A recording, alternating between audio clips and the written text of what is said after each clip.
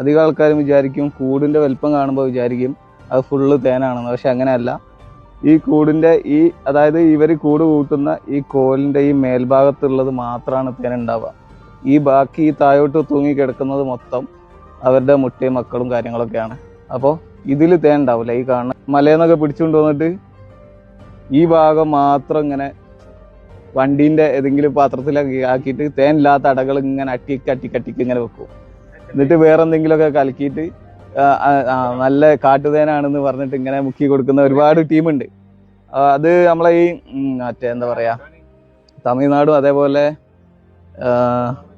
ഊട്ടി റോഡിലൊക്കെ പോയാൽ കാണാം. അതായത് ഈ അടേൻ്റെ ഈ ഭാഗങ്ങളാണുള്ളത്. അതായത് തേനില്ലാത്ത ഈ താഴെ ഭാഗത്തുള്ള ഈ അടകൾ അവരിങ്ങനെ അട്ടിക്ക് വെക്കും. ഇതിനെക്കുറിച്ച് അറിയാത്ത ആൾക്കാർ വിചാരിക്കും അത് നല്ല തേനാണ്, ഒറിജിനൽ തേനാണെന്നുള്ളത്. പക്ഷേ അത് ഒരു തരം പറ്റിക്കലാണ്.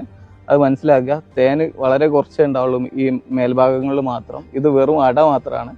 അപ്പോൾ അത്തരത്തിലുള്ള സ്ഥലത്തു നിന്നൊന്നും നിങ്ങൾ ആരും തേൻ വാങ്ങാതിരിക്കുക.